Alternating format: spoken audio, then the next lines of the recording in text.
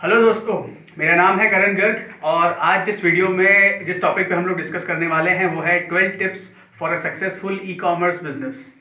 आप में से कई लोग होंगे जो एक सक्सेसफुल ई कॉमर्स बिजनेस करना चाहते हैं, या तो आप फर्स्ट टाइम पहली बार इंटरनेट पे आ रहे हैं, या फिर आप ऑलरेडी एक बिजनेसमैन हैं और जो अभी तक बिजनेस आप अपने शॉप से रिटेल में शोरूम से करते हुए आए हैं, अब उन प्रोडक्ट्स को आप ऑनलाइन इंटरनेट पे लेके जाना चाहते हैं। दोनों ही केसेस में आज का ये जो हमारा वीडियो है ये आपको बहुत इंटरेस्टिंग और इंपॉर्टेंट टिप्स देगा जो कि आपको हेल्प करेगा एक successful e commerce business start करने के लिए, चलाने के लिए।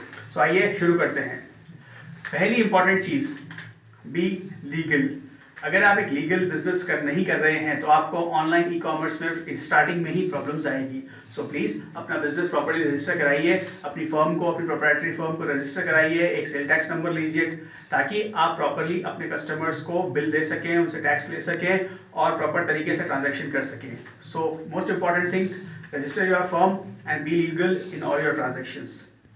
Next most important thing, have a fantastic website.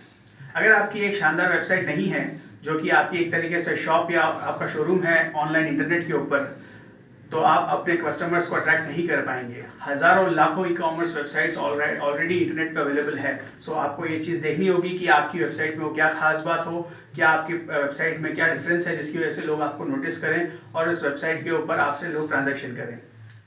Next चीज़, have a fantastic logo, have a fantastic punch line. एक बढ़िया सा नाम हो आपकी ब्रांड का, आपकी वेबसाइट का, जो कि बहुत बड़ा कैची हो, जो इजीली लोगों को याद रहे और लोग जिसको याद करके भूले ना।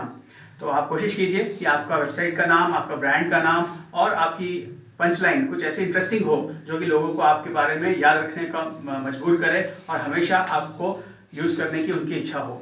जब तक ये नहीं होगा तो लोग आपको आसानी से भूल जाएंगे। तो कोशिश कीजिए that you have a nice creative logo and a fantastic name and punch line. Next point, make sure that you have very good products and you have a very good packaging system। देखिए, ultimately तो जो भी customer आपकी website पे आ रहा है वो आपके प्रोडक्ट के लिए ही आ रहा है। सो भले ही आपकी वेबसाइट बहुत अच्छी है और आपने बहुत अच्छे तरीके से अपना ब्रांडिंग कर रखी है अपनी फर्म के बारे में, कंपनी के बारे में, बट अगर आपके प्रोडक्ट में दम नहीं हुआ तो लोग शायद शुरुआत में आ भी जाएंगे पर वो फिर बिजनेस मॉडल बहुत आगे नहीं बढ़ पाएगा। तो प्लीज़ कोशिश कीजिए और मेक श्योर कीजिए कि आपके प्रोडक्ट्स की क्वालिटी ज़बरदस्त हो, बहुत अच्छी हो और आपको कभी भी किसी कस्टमर की कभी भी कोई कंप्लेन नहीं आए। और अच्छी प्रोडक्ट क्वालिटी के साथ ही जुड़ी हुई है ई कॉमर्स में बहुत ज़रूरी चीज़, अच्छी पैकेजिंग। तो आपका प्रोडक्ट बहुत अच्छा है पर उसके साथ साथ उसकी पैकेजिंग बहुत बढ़िया तरीके से होनी चाहिए ताकि जब वो एक सही सलामत वो प्रोडक्ट कस्टमर के हाथों में पहुंचे तो उसको वो आराम से जब उसको अनपैक करे तो उसको बहुत अच्छा एक्सपीरियंस मिले। उसको लगना चाहिए कि कंपनी ने जो प्रोडक्ट भेजा है, जो आपकी वेबसाइट ने प्रोडक्ट भेजा है, वो बहुत अच्छे तरीके से पैकिंग होके आया है और बहुत तरीके से आया है जिसके अंदर कोई ब्रेकेज या किसी भी तरीके की प्रॉब्लम की कोई चांसेस नहीं है। So make sure that you have good products, good quality products that you are selling and as well as at the same time very good packaging system. Next चीज, be consistent on social media। अगर आपने अच्छा brand बना लिया है, अच्छी website बना ली है और अच्छे तरीके से उसके ऊपर अपने प्रोडक्ट्स को पुट कर दिया है, अपलोड कर दिया है, तो साथ साथ में ये भी बहुत ज़रूरी है कि आपका ओवरऑल जितना भी जो ई कॉमर्स बिजनेस है वो सोशल मीडिया पे बहुत अच्छी तरीके से प्रमोट हो। सोशल मीडिया से यहाँ पे हमारा मतलब है websites like Facebook, Twitter, LinkedIn, Instagram, Pinterest, maybe WhatsApp. इन सब चीज़ों का यूज़ आप अपने ब्रांड को अपने कस्टमर्स तक पहुंचाने के लिए, अपनी पब्लिसिटी करने के लिए बहुत इफेक्टिव तरीके से यूज़ कर सकते हैं। क्योंकि देखिए, आपका अगर ई कॉमर्स ब्रांड है तो इन प्लेटफॉर्म्स का यूज़ आप करेंगे तो इन प्लेटफॉर्म्स पे जो यूज़र्स ऑलरेडी इंटरनेट पे रोज़ यूज़ कर रहे हैं इन प्लेटफॉर्म्स को, उन लोगों को अगर आपके बारे में पता चलेगा तो आपके चांसेस ऑफ सेल्स जो है आपकी वेबसाइट के थ्रू बढ़ जाते हैं।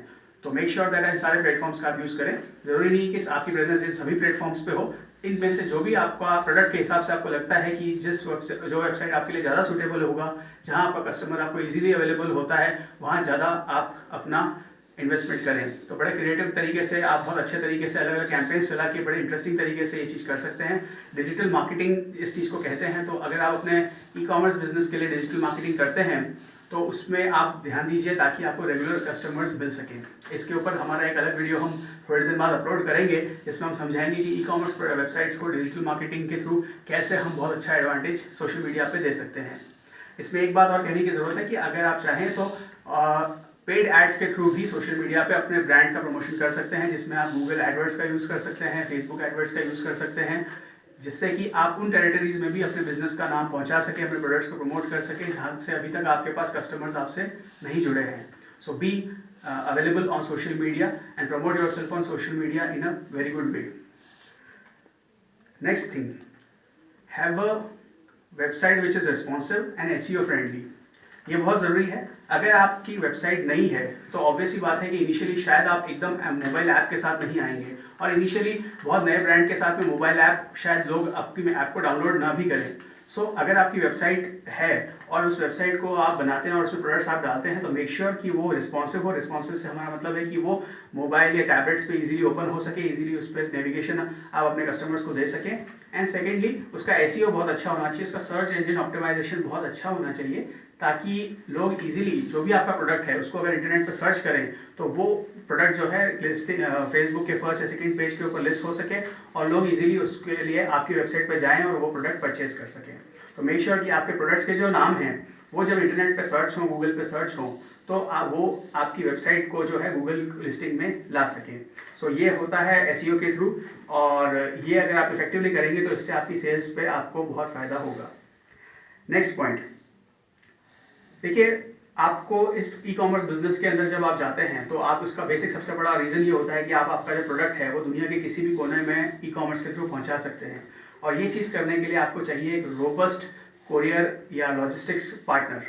तो कोई भी कोरियर एजेंसी या शिपिंग एजेंसी या लॉजिस्टिक पार्टनर जिसके साथ भी आप टाई अप करते हैं आपके डोमेस्टिक एनवायरनमेंट के लिए या इंटरनेशनल सेल्स करने के लिए, तो उसके लिए आपका वो टाई अप जो है एक बहुत स्ट्रॉन्ग पार्टनर के साथ होना ज़रूरी है।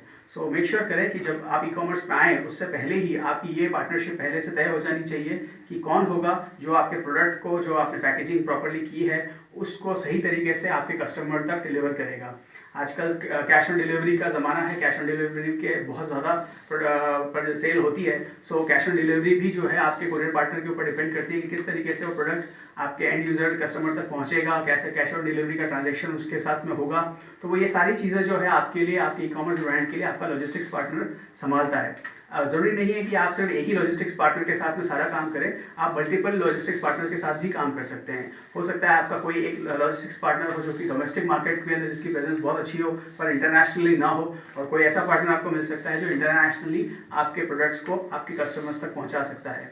सो बी वेरी श्योर कि आपका ई कॉमर्स बिजनेस जो है उसके अंदर आपका एक स्ट्रॉन्ग लॉजिस्टिक्स पार्टनर होना बहुत ज़रूरी है।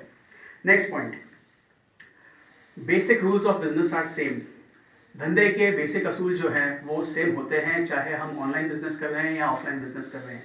अच्छा प्रोडक्ट, अच्छा कस्टमर एक्सपीरियंस और कस्टमर्स की प्रॉब्लम्स को, ग्रीवियंसेस को अच्छे तरीके से सॉल्व करना और उसको अच्छे से रिस्पॉन्स देना, ये बेसिक रूल्स हैं बिजनेस के, जो कि ऑनलाइन हम बिजनेस करें या ऑफलाइन बिजनेस करें बिल्कुल सेम होते हैं। तो प्लीज़ इस चीज़ का बहुत ध्यान रखिए। अगर आपके कस्टमर से आप अच्छा रिलेशनशिप बनाते हैं, अगर कस्टमर्स में से और होगा, अगर आप बहुत अच्छा ई कॉमर्स बिजनेस कर रहे हैं तो 10 में से 2 कस्टमर्स होंगे जिनकी कोई कंप्लेंट्स या कोई इंपॉर्टेंट फीडबैक्स आएंगे आपके पास में, और आपको ये मेच्योरिटी होनी चाहिए कि आप उस फीडबैक की, उस कंप्लेंट की रिस्पेक्ट करें और प्रॉपर तरीके से उसका जवाब दें। इससे आपकी ही गुडविल बढ़ेगी, और ये चीज़ आपको समझना बहुत ज़रूरी है। अगर हम उस चीज़ को बचते हैं तो पॉजिटिव फीडबैक्स की बजाय नेगेटिव फीडबैक्स आपको मिलेंगे, और वो नेगेटिव फीडबैक्स जो हैं आपके बिजनेस को आगे बढ़ाने की बजाय पीछे लेके जाएंगे। तो प्लीज़ इस चीज़ से बचिए और अच्छा कस्टमर रिलेशनशिप मेंटेन कीजिए आपके सारे कस्टमर्स के साथ में। Next, manage your pricing very effectively. E commerce business के अंदर आप जानते हैं कि ढेरों वेबसाइट्स इंटरनेट पे अवेलेबल है, और आप आज कुछ भी नेट पे सर्च करने जाएंगे तो गूगल आपको एक बार में कम से कम 50 वेबसाइट्स बता देगा जिस पे वो प्रोडक्ट ऑलरेडी अवेलेबल है। तो अगर आपका ऐसा प्रोडक्ट है जो कि बहुत यूनिक भी है तो भी, और अगर आपका ऐसा कोई प्रोडक्ट है जो और भी लोग ऑलरेडी बेच रहे हैं, उन दोनों केसेस में आपकी प्राइसिंग बड़ी इंपॉर्टेंट चीज़ है। अगर आप एक नया स्टार्टअप है और नया वेंचर है तो जैसे आपने देखा होगा कोई भी नई ई कॉमर्स ब्रांड आती है तो बहुत ढेरों डिस्काउंट्स और स्कीम्स ऑफर करती है। तो इस चीज़ को, प्राइसिंग को, डिस्काउंट स्कीम्स को आप बहुत इफेक्टिवली यूज़ कीजिए, बिकॉज इनिशियली जो आपको रिस्पॉन्स मिलेगा वो इसके अंदर इसका मेजर रोल है। तो मेक श्योर कि आपकी प्राइसिंग करेक्ट हो। अगर मार्केट में जो ऑलरेडी वेबसाइट्स जिन प्राइसिंग पे आपके जैसा प्रोडक्ट सेल कर रही है वो प्राइसिंग अगर आपसे बहुत कम है तो आप सोच सकते हैं कि कोई कस्टमर आपके पास क्यों आएगा। तो pricing is very important. Discounts, schemes, offers are very important. आप समझिए इस बात को कि कैसे आप अपनी प्राइसिंग को मैनेज करेंगे, कैसे आप इंपॉर्टेंट सीजन्स को टारगेट करेंगे, ताकि जब कोई ऐसा सीज़न हो जब आपको लगता है कोई फेस्टिवल सीज़न है तो आप क्या डिस्काउंट्स ऑफर कर सकते हैं। अगर कोई ऐसा सीज़न है जहाँ पे आपकी सेल्स बहुत डाउन है तो कैसे आप प्राइसिंग को और कंट्रोल कर सकते हैं जिससे आपको अच्छी बेहतर सेल्स रेगुलरली मिलती रहे। तो ये चीज़ को समझना बहुत ज़रूरी है। और लास्ट में एक इम्पॉर्टेंट पॉइंट मैं कहना चाहूँगा कि नो योर कस्टमर्स वेल। आप अपने कस्टमर्स को ध्यान से समझिए कि वो कौन है, किस एज ग्रुप के हैं, किस जेंडर के हैं। आपका प्रोडक्ट जो है वो मेल ज़्यादा ले रहे हैं या फीमेल्स ज़्यादा ले रहे हैं, आपका कस्टमर कौन से रीजन से आपके पास सबसे ज़्यादा आता है। सो ये चीज़ आपको समझना बहुत ज़रूरी है, जिससे रिलेटेड आप अपनी आगे की स्ट्रैटेजीज़, फ्यूचर की स्ट्रैटेजीज़, मार्केटिंग स्ट्रैटेजीज़ बहुत अच्छे तरीके से बना सकें।